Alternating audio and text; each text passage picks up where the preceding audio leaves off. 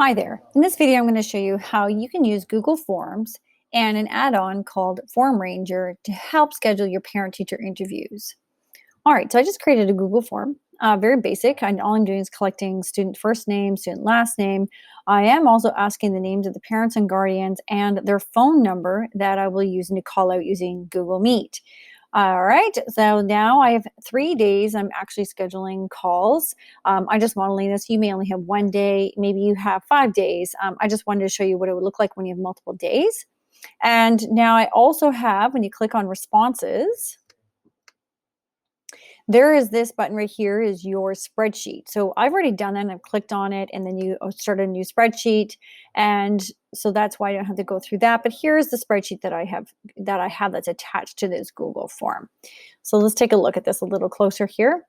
What's not normal here is that I've already added a new tab along here. So the form responses is these are all the questions that were in the Google form. And then what I clicked on the plus sign and I created this new sheet here. So I'm just going to open that up for you and show you a little bit of what I've done. And I'm going to give you a link to get a copy of this so that you can copy over some of this information to help you with your Google form. Not too complicated, really. All it is the time slot. So this is, of course, I'm sure you're not probably available every half hour on all of these days, but I just want to model an idea of where I had an interval of time that's available.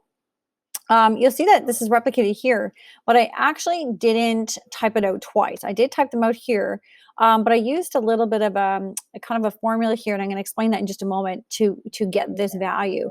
But I'm just going to jump start over here for just a second. Under capacity, this is the number of people that you're going to schedule for that time. Now, assuming you're only going to meet with one set of parents, it could be multiple people within that time frame, but it's for one child. So I'm going to keep this all to one. And then for registered, so I just manually type that in, by the way. For registered, now this is where it gets a little bit interesting. This is saying back to my previous page here. See how it says called form response 1? So we're looking at form response 1. I'm going to look at column D. Okay, so I'm going to look over there. It's like, okay, perfect. Look at column D. And this column D, you can see there's nothing listed here because nothing's been selected. Oops, and actually, you know what? I need this to be column E. So this is actually a really good example of where, see how it's B, C, and D. And this is E where my values, my time slots are going to be. So I'm going to quickly go back over here. Not a big deal. I'm just going to change that to E. And this is why I'm glad this actually came up, is because when you're doing your Google form, maybe it'll be under a different column as well, depending on how many questions you've asked prior to the time slots. Okay, so now that I've updated one here, what I want to do is make sure it carries through and updates them down here as well. So a quick trick with this is you just hover over this little blue box right there and you get the cursor change, and it's going to drag that down. So sure enough, now if I were to click in another cell under this column, you can see how it's still talking about E. So what we're going to do is counting, and then we're talking about how many times you were picked for 2 o'clock, okay? And you don't have to worry too much about the formula and understanding it, but basically it's all connected. So great.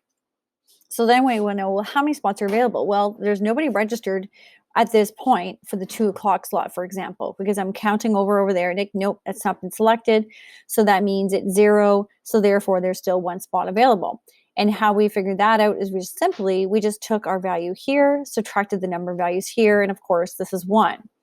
Okay, well, of course, if somebody actually selected the 2 o'clock slot, this would be 1, and 1 take away 1 would be 0. So we'd have 0 number of spots available. Excellent. Okay, so let's go back over here, the FormRanger times.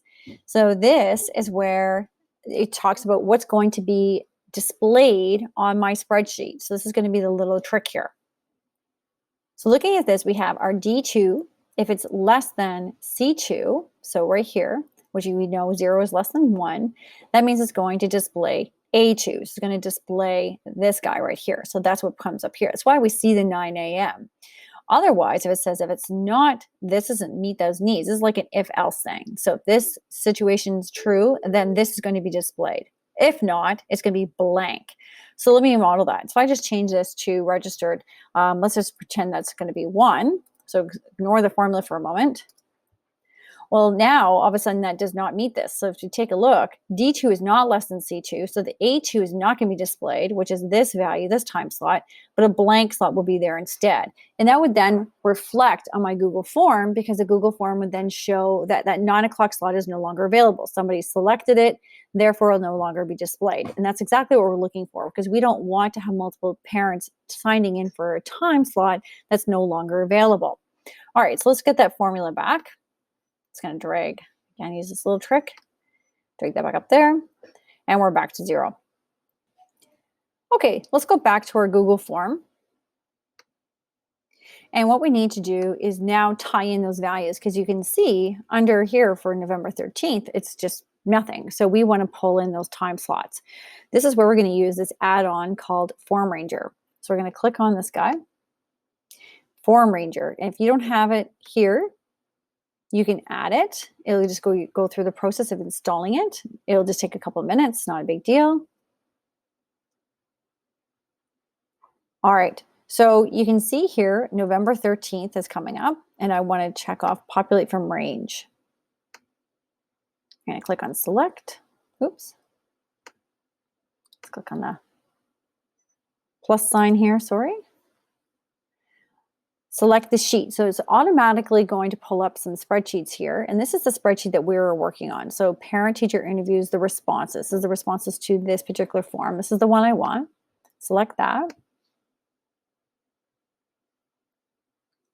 Now it wants to pull in some information. So if you recall, there was a form response tab, and then there is my choices tab. That's the one I created. That's the one I want to pull, because that's where I have my information that I want to pull this information. Remember, there was that time slot for FormRanger.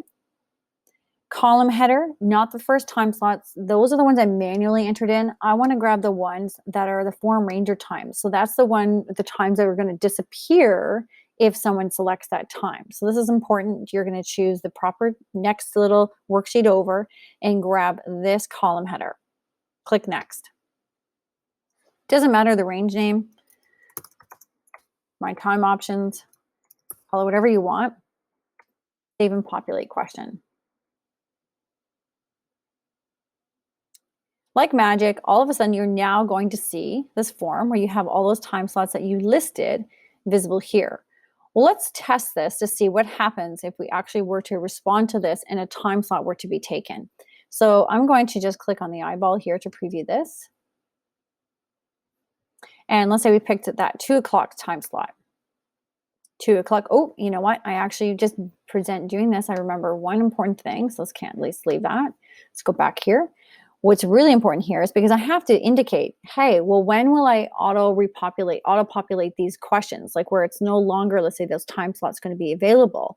How do I know when that's going to take place?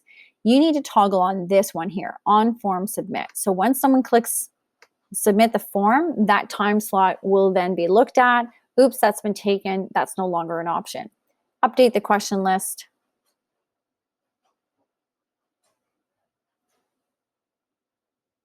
All right, now let's try it. Eyeball. And let's click that 2 o'clock time slot and just leave all the rest. Click submit. Oops.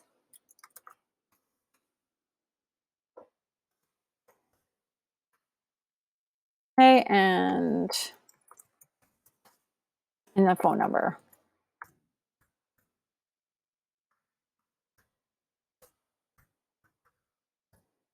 And then we can have our time slot, click submit.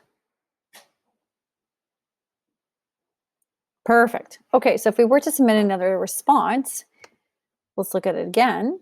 And we should, if done properly, see that the 2 o'clock time slot, as you can see here, is no longer available. So that's the whole idea. We want to keep going through this so that all the time slots are then selected, and then you don't have to worry about having overbooking or double booking yourself for any time slot. Hopefully this helps you. What I am going to do is do another quick little video after this to show you, well, what happens if you do have multiple days and then you want to have a message that comes up. Let's say all these time slots are taken for this day and you want a message to populate saying, hey, unfortunately, November 13th, for example, in this case, is no longer available. Please look at the other date.